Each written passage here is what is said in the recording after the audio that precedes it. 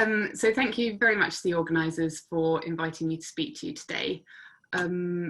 So as Jordan said, the topic of my presentation is from a postdoc that I've just completed with Jean.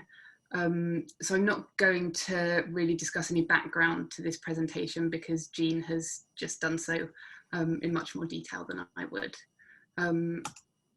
So we know that grandmaternal smoking during pregnancy is associated with some outcomes in their grandchildren.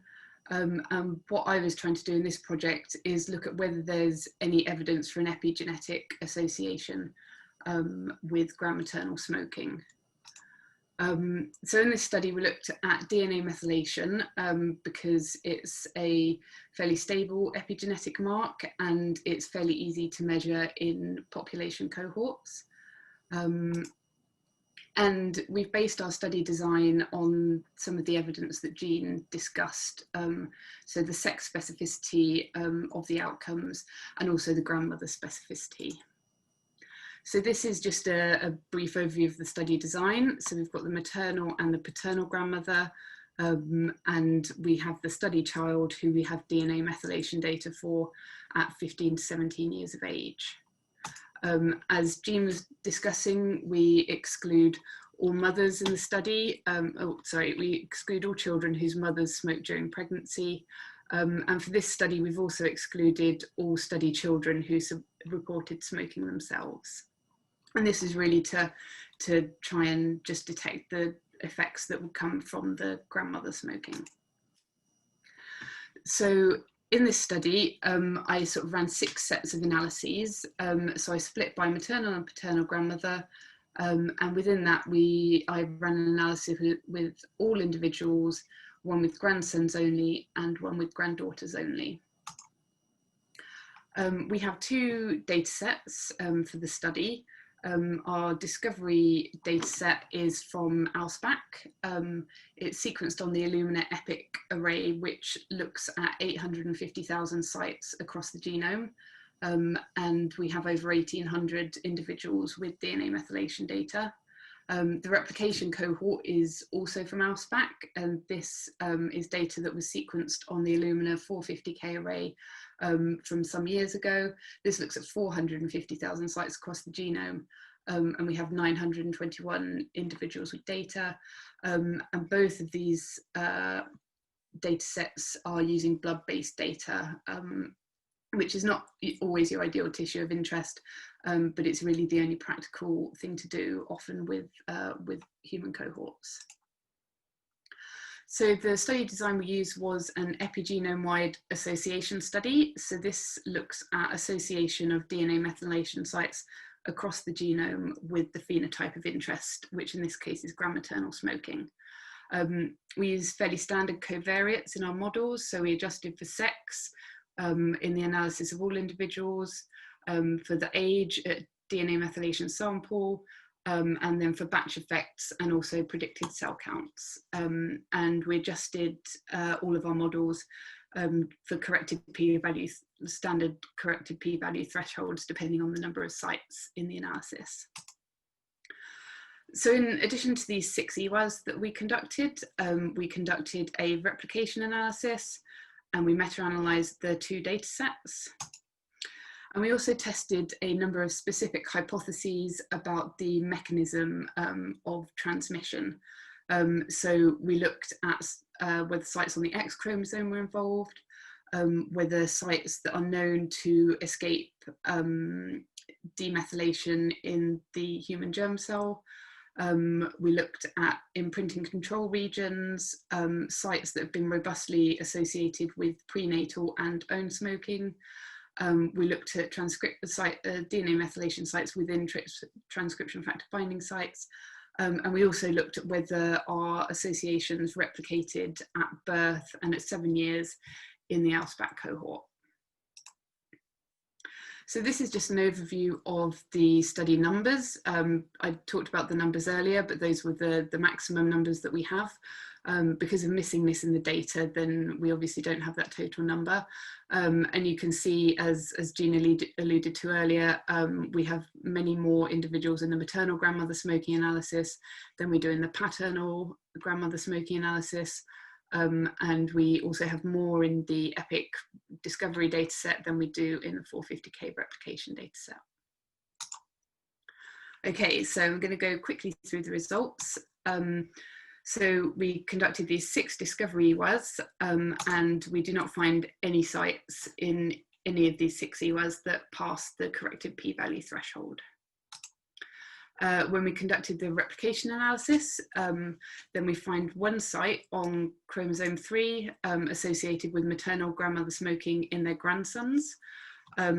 This is lying in a transcription factor binding site, but the effect size was opposite in the discovery and the replication cohort, so we're not sort of particularly confident in this finding. When we conducted the meta-analysis, then we find a site on chromosome 6 associated with maternal grandmother smoking in their grandsons. Again, this is quite interesting, as it's in the transcription start site of a cell cycle control gene. It overlies multiple transcription factor binding sites, but just note the very small effect size, which potentially means that this isn't a sort of a meaningful difference in methylation level. On the X chromosome, we find 2 sites associated with maternal grandmother smoking, one in the granddaughters, which also was associated in the meta-analysis, sort of strengthening our confidence in the finding. But this probe is flagged as cross-hybridizing to other regions on the genome. So some work I'm going to do in the coming weeks is just looking at which other regions might cross-hybridize to this probe. In the grandsons then, we also find a site on the X chromosome. This does overlie a transcription factor binding site, and it's in the intron of a gene. So this is potentially quite an interesting site we're going to look a bit more into. When we tested the Escapee region hypothesis, we find 1 site on chromosome 8 that's associated with maternal grandmother smoking grandsons only. Unfortunately, we couldn't replicate this site because it's only on the EPIC array. It's not present on the 450K array. And again, this is flagged as a cross-hybridizing probe, so we're going to look a bit more into that. We tested the imprinting control regions hypothesis, and we don't find any associations after correcting for multiple testing. When we looked at transcription factor binding sites, we took the top 25 sites in each of the discovery EWAS and looked at enrichment for any transcription factor binding sites within those 25 sites as compared to the background of the array. And we do find 1 site that's enriched in maternal grandmother smoking in their grandsons. And we do find 2 sites that are enriched in the paternal grandmother smoking analysis of all individuals.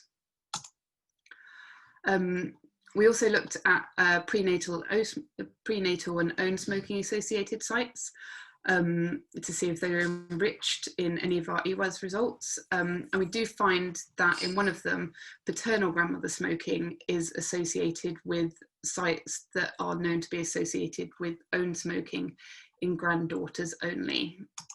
So here you can see a QQ plot of those 2,500 sites, and there's definitely a little bit of inflation of those sites in our p-values, and we also find significant enrichment of these own smoking sites in the paternal grandmother smoking and granddaughters EWAS.